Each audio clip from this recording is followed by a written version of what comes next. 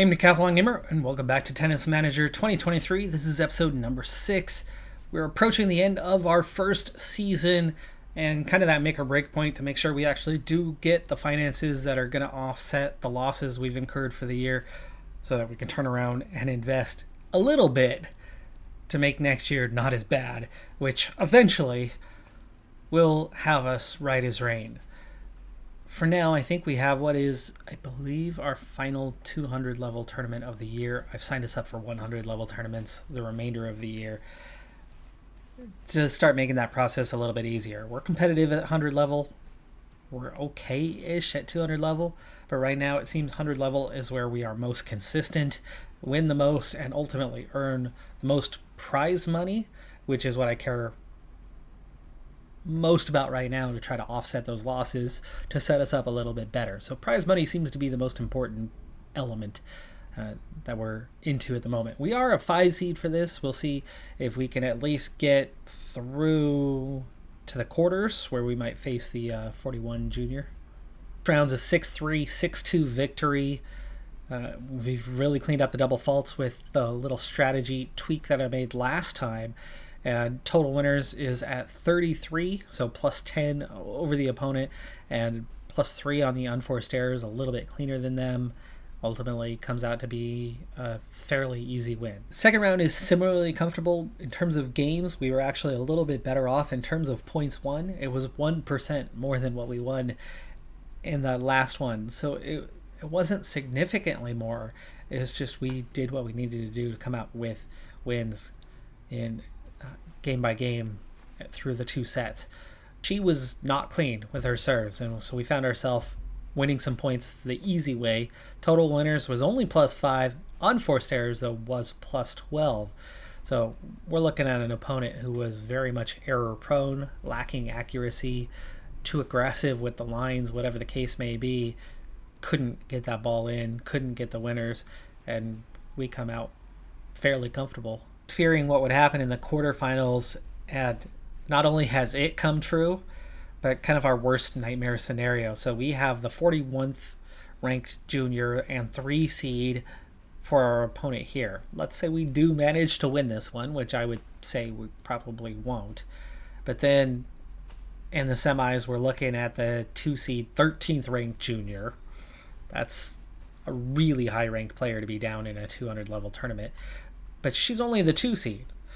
The 1 seed is walking her way through and into the other semifinal, where she has an easy path. 3 of them are quite low ranked.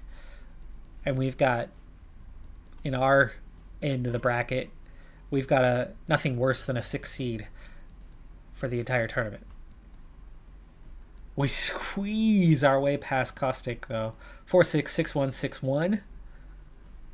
4 double faults is certainly not good, but we come out with a little bit more, plus 4 in the winners. Unforced errors was plus 8 in our favor. We were definitely better. Hit the ball a little bit harder. Our second serve, even though we were not aggressive, I mean, we did have 4 double faults, so I guess she was needlessly a little more aggressive than I want her to be, but we still hit the ball with a decent amount of power compared to our opponent. 1 seed has already secured her spot in the final. She's ranked 3rd in the juniors. We're up against the 13th ranked player.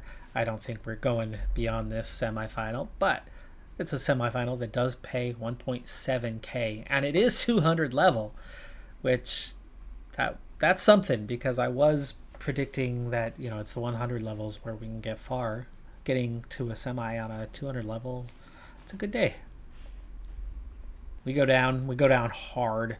We're not up to the level of the top 15, 25 juniors yet. We just managed to beat one just inside the top 50. There's a big difference between that and 13th. We've got a long ways to go yet, which is what I love, because Tennis Manager 22, at this point, end of first year like this, we would have crushed McDonald. It would have been 6-1, 6-1. Even though we're at this level. So I love the balancing. I love that I'm losing. I love that I'm losing. Yes, you heard that correct. I I love a game that is a challenge. I hate to go out and just crush opponents. That's why difficulty levels are important. That's why adding things that make it more challenging is important. And that's why a well-balanced AI where the better player has won, and has won comfortably. We won 36% of the points, and I love it because we're a first-year player. We should not be beating her, so kudos. All right. Well, anyway, no double faults. I'm happy about that. No winners, because what's our tactic, right? We go back, forth, back, forth, back and forth, back and forth, but we don't have much power. We don't have a lot of accuracy. We don't push the lines overly aggressively, which means we're just back and forth, back and forth, back and forth, back and forth. McDonald clearly is a capable player who can reach those balls back and forth. We might rally for a bit, but eventually her power, her skill, her ability is greater than ours. She hits 42 winners and I hit 15. But the great news is we're only a -2 in unforced errors and only hit 12 of them. That's great. We only played 92 points because she beat me so handily. But regardless, I'm still happy that, we didn't commit a ton of errors or anything along those lines. Did well at the net, winning 4 out of 5. Similar serve power. Points won in short rallies did not go our way. She beat us early and often. She's a better skilled player than we are. Points won in medium rallies, same problem. And that's 90, 70. 70 of the points we played. Oh my goodness. Basic math. What? I'm laughing because I don't make those kind of mistakes, but woof. But points won in long rallies. Look, we still didn't win half of them, but it just goes to show how accurate and detailed the tactics are versus how I'm developing Clarice. The whole concept is to win points in long rallies or medium rallies.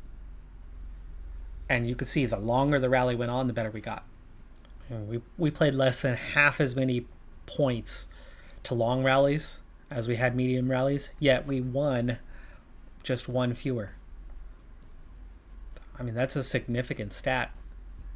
Before we proceed and go forward, I just want to bring up a topic. In my last episode, I brought something up that was just a headline to me at that point, and I didn't know anything about it. Now I do know something about it, and now I feel strongly that I need to comment on this. So, Roland Garros, French Open. In the doubles, Miyu Kato, Japanese player, never ranked terribly high in the singles outside of the top 100. She's never been in the top 100. Good enough to be a professional. Good enough to qualify for a big tournament that invites a lot of people to it. But in the singles, it's not really her area. She's very much a doubles tennis player. She shines in doubles. She's always in doubles tournaments when available, and then just, singles is a little more of an afterthought. And she's usually the lead member of a doubles pairing from what I've learned about her. But Miyu Kato, during a doubles match at the French Open, points just been played. She's a foot away from the net. She's picked up a ball, presumably the ball that was just played, though I don't see the clip before this point. But she picks up a ball and just underhand just flicks it over the net. And as she does so, she looks towards where the ball girl is and just sends it straight towards the ball girl.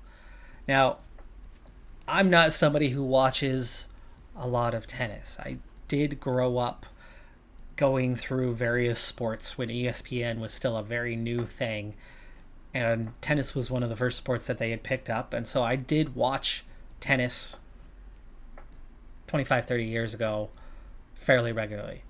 So Martina Hingis is like my favorite player. That's the era. I moved on to other sports. It wasn't my sport. It was literally this game that got me back into tennis. I still don't watch it on a regular basis, but I actually, over the last couple of years, started paying a lot more attention to the sport thanks to the video game. And I've watched some, not a lot, but I have watched some tennis over the last couple of years. So I'm going off of a small sample size here, and it's not something you pay close attention to normally. To my understanding, it's a fairly normal thing. I've seen it. I think I've seen it. My mind is telling me I've seen it. Again, small enough sample size and not important enough to be certain.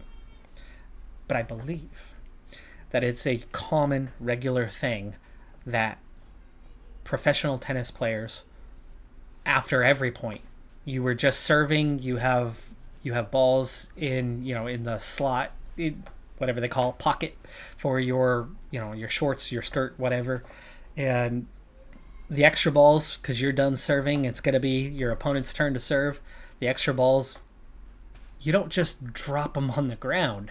You hit them or toss them or roll them towards the various ball girls around the area, or ball boys, or ball men, or ball women. It's common. It's all the time. There's extra tennis balls out there, or the balls from the play itself, and you send them in the direction of that ball person. Anyway, she underhand flicks this ball towards a ball girl, and the ball girl was not paying attention in the moment, and just before the ball gets to her, and she was not looking, she looks away. And as she looks away, the ball just pops her in the neck. It wasn't hard, but she didn't know it was coming because she wasn't paying attention. Now, that's an error by the ball person to not be paying attention. However, total accident. The player is intentionally trying to get the ball to them, something you do hundreds of times every time you go out and play a tennis match. The ball person not paying attention, that's on them, but also you can't pay attention to all four players on the court 100% of the time, every single second. It's Roland Garros. It is the French Open. One of 4 Grand Slams. Actually, I don't want to victimize the victim. I don't want to target them. It's an accident. She looked away. It happens. But the ball hits her and it surprises her. She cries. The referee doesn't see it. Her teammate doesn't see it.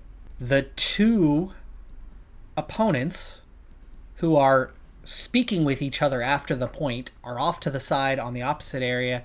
Neither one of them is looking. They didn't see it. But the girl's crying. The player is apologizing to her. The referee picks up on what happened. Warning. It was an accident. Total. That's it. A warning is the perfect response. Now, I don't know time frame with certainty. There's been comments that have mixed the time frame on this one. I don't know if this happens immediately after. I don't know if this happens after the game or after the set.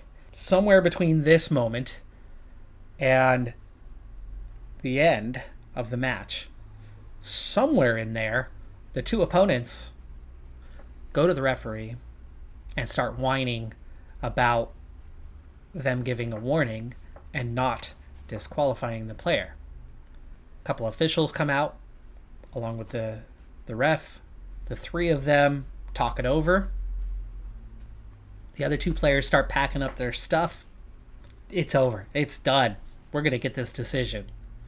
They push, they influence, and then ultimately the call is overturned. And instead of a warning, the player, the team, are disqualified. And not only disqualified, but disqualified in a manner, I don't remember what the exact term was, but disqualified in a manner that it's as if they never participated in the tournament. So their ranking points, gone. Their prize money, it's a Grand Slam. Prize money's much greater here than any other tournament, even though it's not the final. It's still a whole lot of prize money. And this is something that is important to a professional athlete who is not ranked in the top 15, who doesn't have endorsement deals, who this is their living. They're going to live off of this money for, months to come, for the next year, what have you. All of that's stricken, gone. The moment the video came out, it's a total accident. She does absolutely nothing wrong here. It's a shame. It's a warning. It's a shame that it happens. It's a total accident. The warning is perfectly appropriate under the circumstances, even though it's a total accident. Be more careful is what the warning is. But under the circumstances, nothing justifies disqualification. After the fact, the opponents, the two of them, laughing, snicker at them. And now they're the ones distraught and crying. And the ball girl.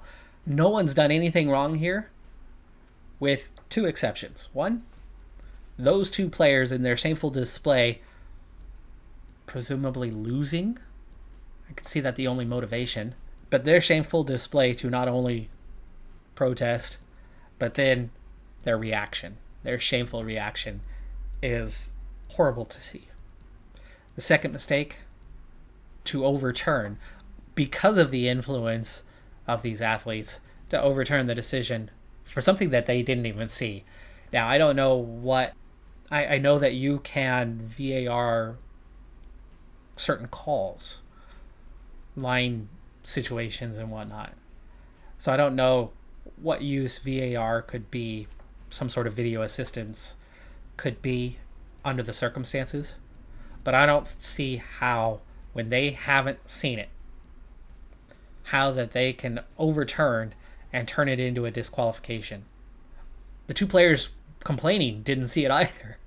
For me, the only appropriate response after they make that mistake, when the video footage comes out, the officials or Roland Garros, whoever can make the decision, overturn that disqualification in a heartbeat and say, hey, you do that half an hour later, or you do that an hour later. Oh no, the match ended? Well, the next round doesn't take place till the next day or 2 days later. Have them get back on a court that afternoon and resume the match where they left off. Just appalling. But through that whole thing, here's the part that I love about this story. This is the best part about this story.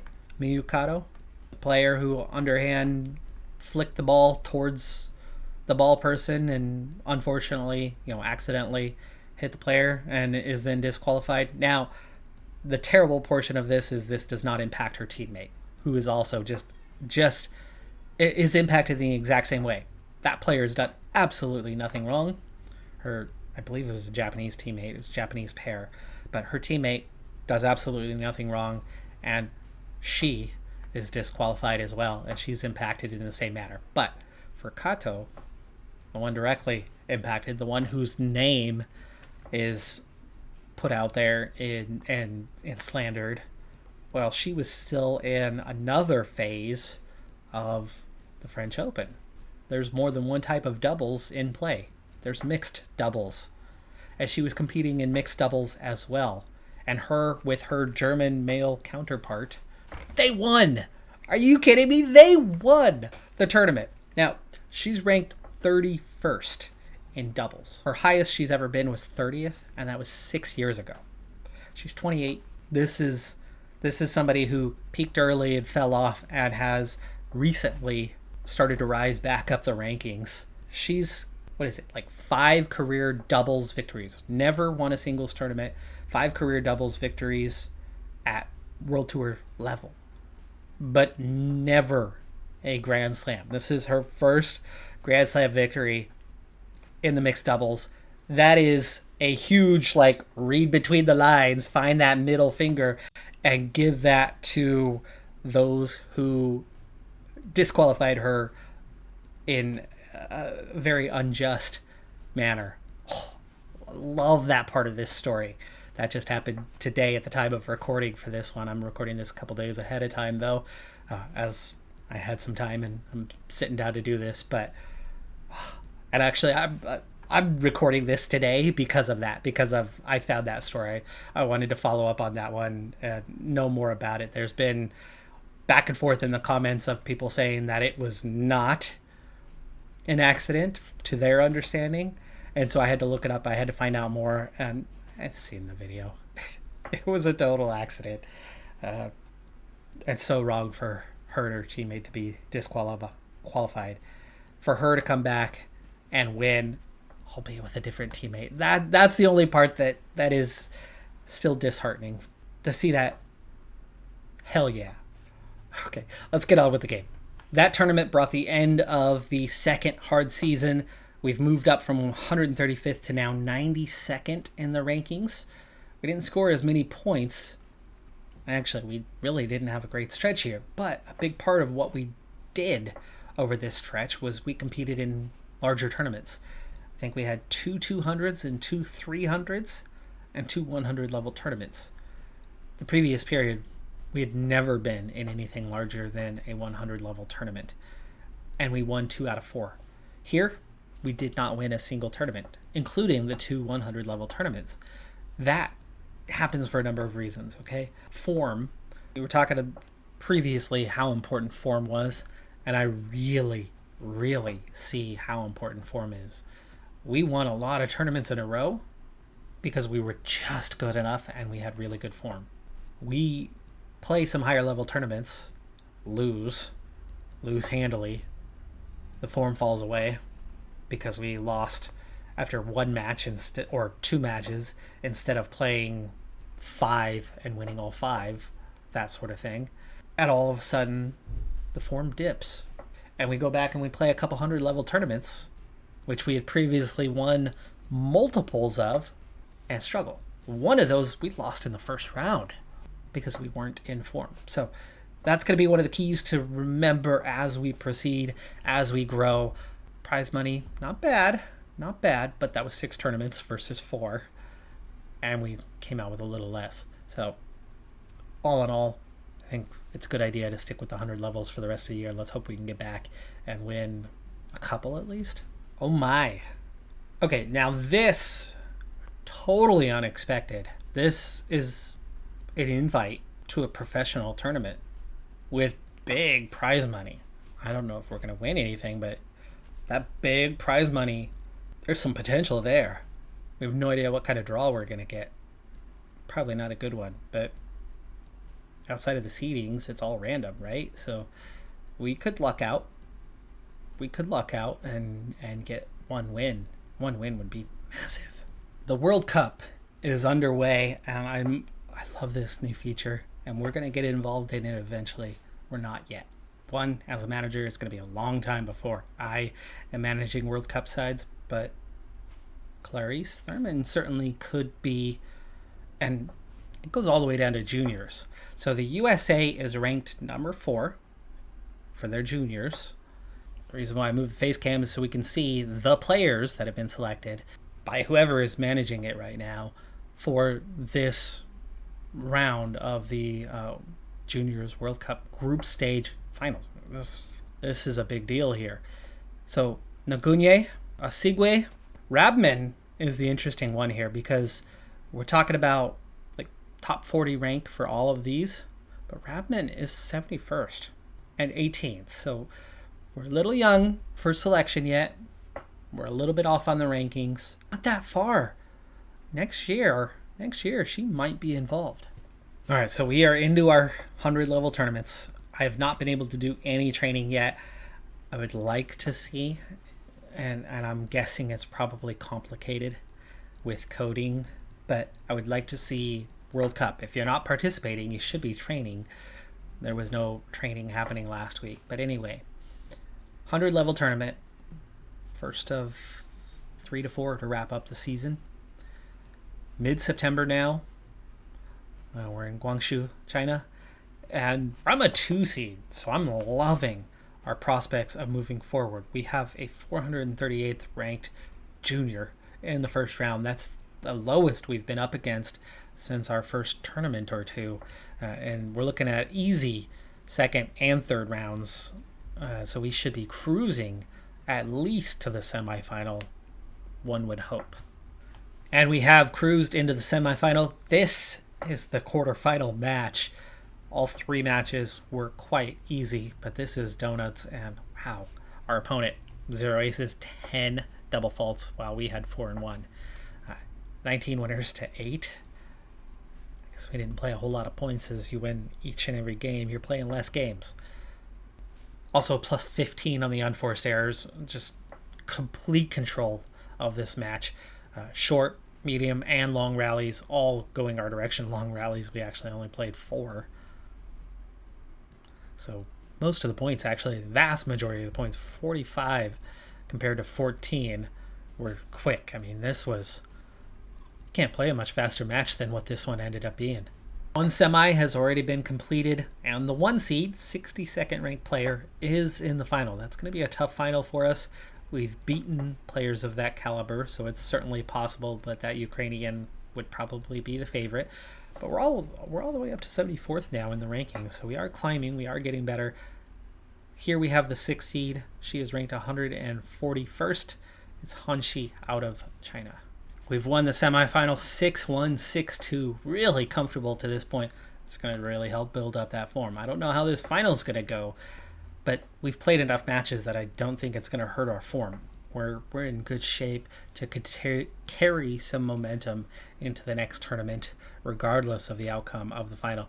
Plus 10 in winners, plus 3 in unforced errors, keeping it clean, doing what we need to do, and quality in everything, short, medium, and long. But you see a lot more medium and long rallies against this opponent than we were seeing against the other ones.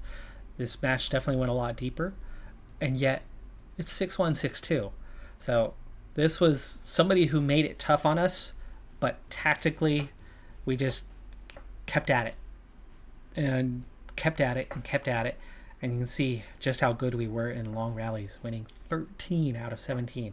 76% of those points went our way. That's fantastic. As we start this final, I'm pretty nervous about where Thurman is for her mentality. It's not looking good. And we're definitely facing a tough opponent. We are the 2 seed. She is the 1 seed. And she's got a pretty healthy advantage over us. Also just 16. I've got the tactics set up the way I want them to be. And that's already not a good start there, as we're caught flat-footed twice on what would normally be playable balls. We just keep that one in. Just keep that one in. Working well side to side. But again, don't quite have the range we need to have, and we've got an opponent who is painting corners really well early on in this match. Though she makes a mistake on that one to keep us alive in this first game. Ooh, was that in? I suppose it was on the line, not by much, but it was on the line. Certainly on the edge. Over the edge even, but that one was just out. So already trailing by a game. Nice serve. Oh, how did she reach? Oh, wow. Okay, we're going to lose bad. We're going to lose bad. If she reaches that ball in the first place, when that was a clear winner against everybody else we've played up to this point. But then not only does she reach it, but she perfectly places it in the corner. She's looking like a top 10 player right now. Really surprised that her rank isn't significantly higher. She's crushing us here early on in this one. Let's see if we get any traction here in this first set. Not looking good for this final, folks. I'm not even going to stick around long here unless we have something to stick around for. And going up 2-0. That's a good start. Come on, make it 3. Nope. She's battled back. She's got us now. I saw that coming. We don't win this tournament, but that's okay. Losing in the final is not a bad thing. It's a good thing. Oh boy, it's a qualifier. It's a qualifier, so we're not even straight into the tournament proper. It's just the qualifier. And you've got to make the tournament to get something, and then you got to make round of 32. I think this is going to be a little bit out of reach. Is it worth any points down here?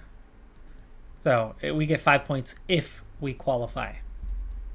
If we make it through qualifiers. Okay. So we got to win both of these. Lane Sleeth, our opponent. What do we know? What do we know? 22-year-old Canadian. Level 4 fame. Other than she's been a pro since 2016. 8 pro seasons. Best career ranking is 574th, but she's only just outside of the top 1,000 right now. Clay court, qualifier. How do we perform against the pros? If you look at our opponent right now, directly behind where she was before I served it, that was the ball girl where she had gotten hit. So it was that back right side, far end, and the player was up, just shy of the net, and just little wrist flick, no arm action at all, just a little wrist, just popped it right on over. It was underhand. It wasn't even, direct. It was slightly below the net at the time. I mean, it was just basically a lob. I'm guessing we're not quite ready for basic level World Tour stuff, but sometimes it's hard to break in. So having that option, having that invite, even if it's just a qualifier, that's a path towards getting back when we want. I don't want to be there now at all, really, for another year or so, but we're up 5-3, by the way. Surprised. It's set point. Ooh, thought we had a winner there for a second, but we do get the winner.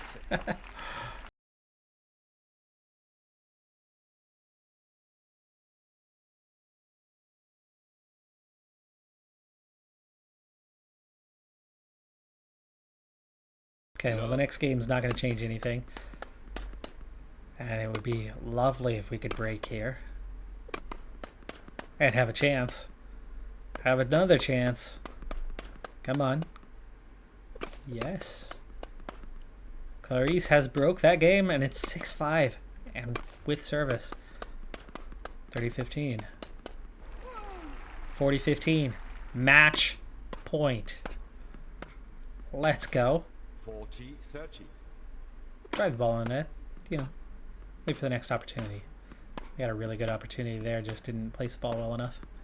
We had our opponent way beyond the edge of the baseline, and there we go. There's the mistake, and she's won. Okay, so we can, just about hang at the lowest level of a qualifier. But, I mean, that's a seasoned pro. That's an 8-year pro. Clarice is feeling good about this one. She's pumped, but the opponent is also thrilled. Crawley is the 8 seed for this qualifier. Oof. Skied that one. By the way, that's an animation, a ball that you never saw in the previous version. So really liking the addition of those errant balls, those mishits, big lobs.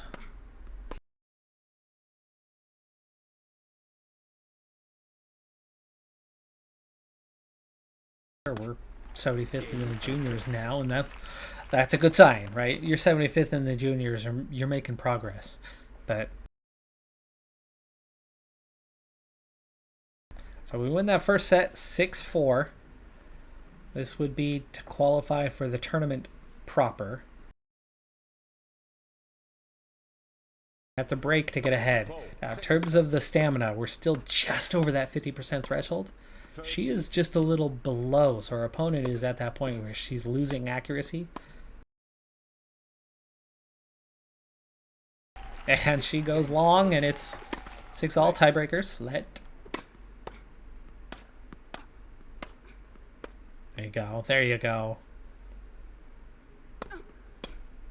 Get the first point. Second point as well.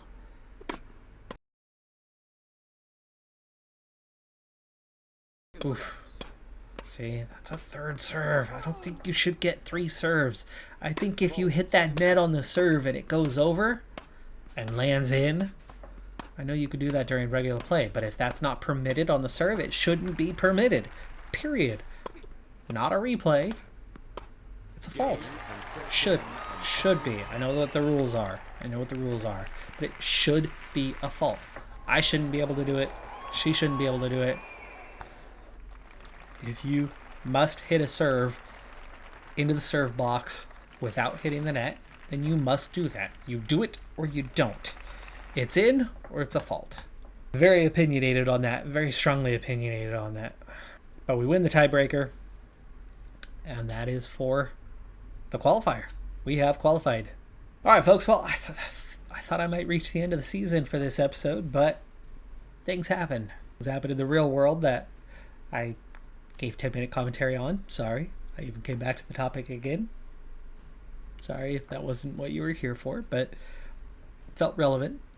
But then we've had an interesting turn of events in the game itself as well. As we've gone and been invited to qualifiers for a World Tour event.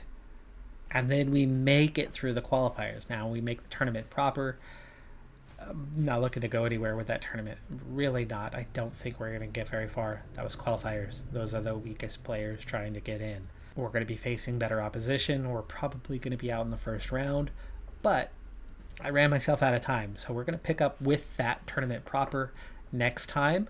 And as we are now very much at the end of the season, just a few weeks away, the end is nigh. So we will be wrapping up the year and hopefully getting that big payment from the board very soon. But we're only at minus 132,000. Not too bad. That's going to do it for this episode, though. I'm Decathlon Gamer. Like, comment, subscribe, and I'll see you next time. Have a good one. Be safe out there. Bye for now.